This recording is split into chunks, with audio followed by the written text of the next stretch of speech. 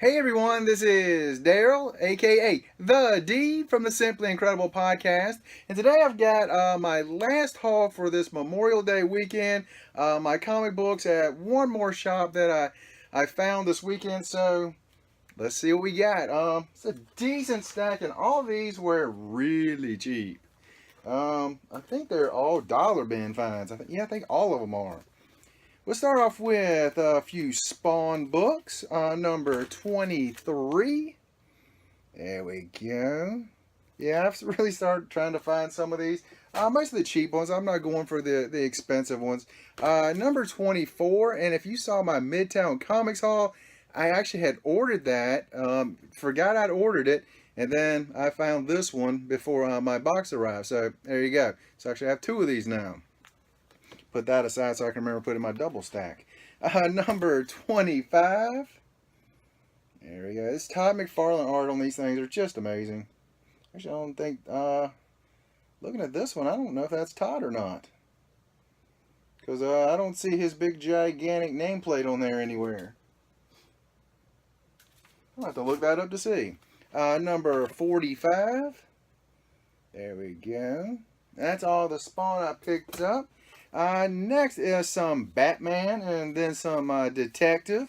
Number 401 in Batman. This is the first appearance of Magpie, a character that, quite honestly, I know nothing about. But 401, that's a pretty long time ago. 1986. It's really 30 years ago that Magpie's been around. Alright, next, number 403. There we go. Next, number 523. There we go. There we go. Awesome looking cover on that one. If I hold it upside down, I can see the fight that they're having. Batman and Scarecrow got that way, but they're actually falling, so it looks better that way. Let's see. Next is Detective number 626. Yeah, these collections are slowly coming together. Number 645. Who's on the cover of that one? Electric City Part 2. I think I have Part 1, I'm not sure. And the last one of these I have, Electric City Part 3, number 646. So that's all the Batman and Detective. Next, this is some books I've been trying to slowly piece together. Joker's Last Laugh, I believe. I haven't actually read any of these yet, but I believe they all kind of connect with one another. This is the JLA number 59 from, what was that, 2001. There we go. It's pretty cool there. There was two more of them that I had, and I must have put them down. Didn't even realize I did it. Next, JLA, Our Worlds at War. There's a bunch of different ones from the Our Worlds at War run series, and yeah, there's another one. I had a couple of them, and I put them back in the box, and then I thought I'll go back and get them, and I never did. So, let's see what else I can find on that. Another one from the Joker's Last Laugh, the JSA. Justice Society of America. There we go. And this one I picked up just for the cover. More Alex Ross artwork. It is Superman number 685. Awesome looking artwork, as always, from Alex Ross. He's a magician. That's what he is. He just makes magic out of these covers. It's absolutely amazing the work he does on them. So there we go. Next, let's see. X-Men number 206. This is another part of the Messiah Complex. I'm going to try to slowly put this series together of the Messiah Complex. This is from X-Men Volume 2, I believe. So I'm going to try to put these together as well. Because I've been hearing it's a really great run. And this is Chapter 9 out of it. I'm not sure how many chapters are in it, but see if I can put that run together. Next, The Funeral Story, The Incredible Hulk number 434. Death of Nick Fury. I'm sure it's is like a one issue death, but Death of Nick Fury. There you go. And I saw this cover recently. I thought that's a gorgeous looking cover. So, and I happened to find it, and I was like, heck yeah, Dollar Bin Finds. That's what I'm talking about. Let's see if I can see who does the art on it. I don't see who did the art. Oh, by the way, it says game card on it. Game card is in here. I actually checked to see. So the game card was still in here. Next, Marvel. Issue 3 in the 6-issue Kitty Pryde and Wolverine series. This one completes the 6-issue run, so now I can read it. It's taken me a long time to complete this entire run, and I've completed the 6-issue run for $6. So $1 per issue. That's pretty good. And considering, let's see, what year are these? 1984. So there you go. Not too shabby. This is one I picked up, and I didn't even realize that this is part of a 4-issue series. It's right smack dab on the cover, and I still didn't pay any attention to it. It is Moon Knight, number 1 of 4. I thought the cover looked great, and I want to see if I can find the other 3 issues. Doggone it. Love me some Moon Knight stuff. Like I said on one of my other videos, I keep hearing that he's supposed to have a Netflix series, but I haven't heard anything recently, so I don't know if it's still happening or not. I guess we'll find out, right? Marvel from 1987, giant size annual Web of Spider-Man number 3. Just saw this cover and thought it's awesome. The black suit black suit Spider-Man, and I just thought that cover looked great. So I thought, yeah, definitely pick that up for $1. Can't beat that. It's in really good condition. I mean, all the characters are here, so definitely for $1. Not too many left. Start with some X-Men, Uncanny X-Men. This is issue 401. Enough said. Says so right on the cover. There you go. Awesome looking cover.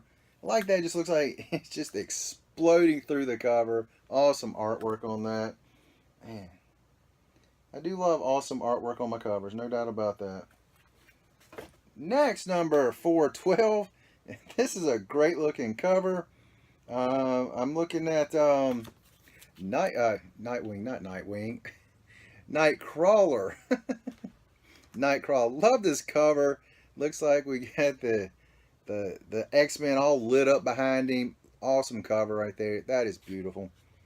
Hope, 3 of 3. So now I got to find 1 of 3 and 2 of 3. Which I'm slowly trying to put a good run of those Uncanny X-Men together.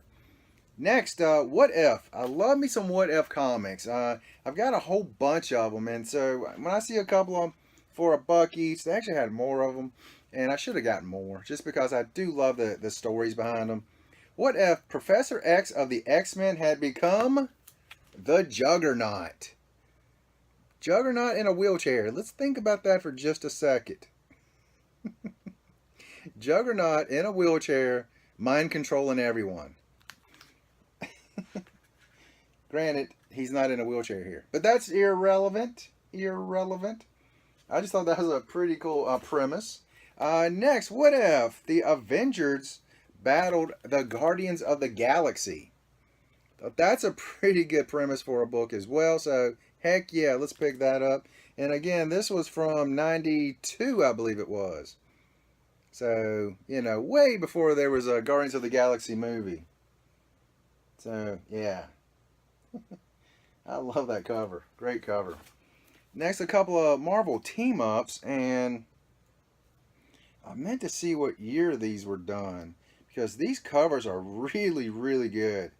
Marvel team-ups, we have Spider-Man, this is issue 7, Spider-Man and Moon Knight.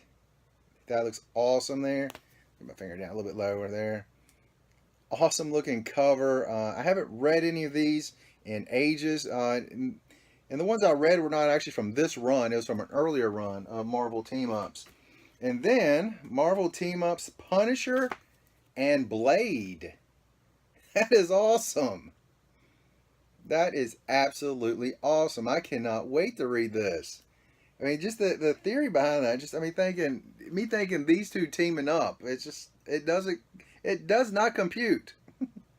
But that looks awesome. So can't wait to jump into those two. Awesome stuff.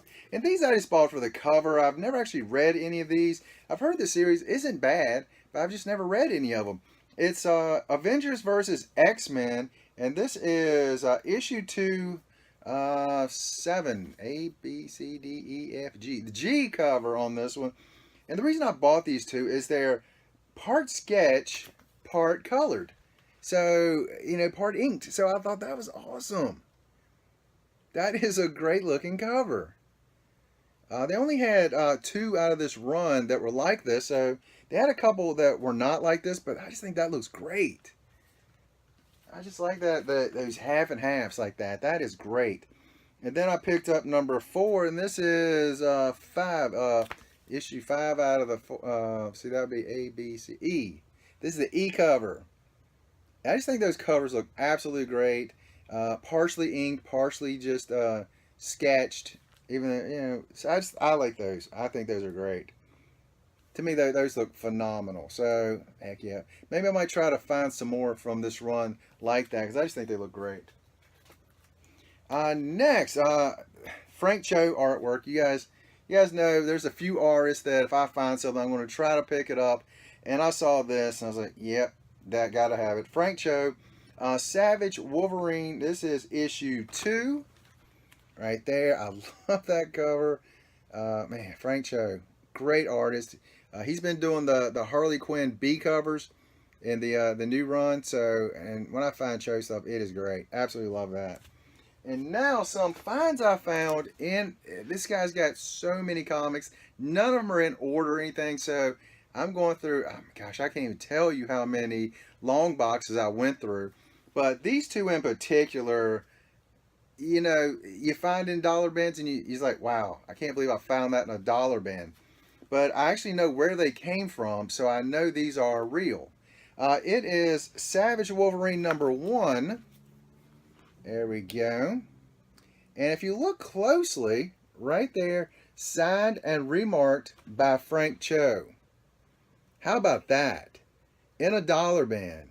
You see, you got Wolverine's face right there. Because at first, when I just saw it, I was like, did someone scribble on that? What is that?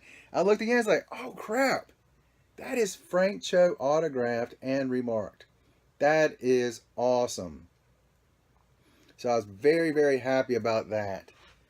So, and one other thing that I picked up there, I just wanted to grab this cover. Just not issue 300 Uncanny X-Men. I remember when it came out back in the 90s. And I had it and at some point lost my books. But I looked a little closer. And right down here at the bottom, what do we have? How about that? John Romita Jr. autographed copy. Again, in the dollar box. You can't, I mean, and one of my friends, he was going through them. And he found, who was, gosh, it was a Batman autographed. His did have the COA with it. I wish mine did, but that's okay. And he found one more that was autographed that also did not have a COA. But I know where these, the places that these actually came from. So I actually do know that these are real because I know who sold them to the guy I bought them from. So there you go. But I think that is awesome. I know it's quite the glare in there because of the holograph, the hollow foil covers. But John Romita Jr. from '94 is like, heck yeah. Now, the sad part is I got to go find me another dollar copy of it. So I can have that issue 300 so I can put it in my run. But you know what? I can live with that. I can live with that. But that's my last haul for this weekend. Should be having coming up this week our weekly podcast on Wednesday night. We usually start between 8:45 and 9 o'clock. Depends on how things kind of come together right about that time. This week, I honestly don't know what we're going to talk about. Last week, unfortunately, we did not get to have our podcast because one of our guys was sick and the other one had some work to take care of that he still hadn't finished. So, this week we should be on schedule. So anything else? I think that's about it. I hope you guys had a great, safe Labor Day weekend with your family and stuff and had a good time. But that's all we got. And you guys have an incredible day.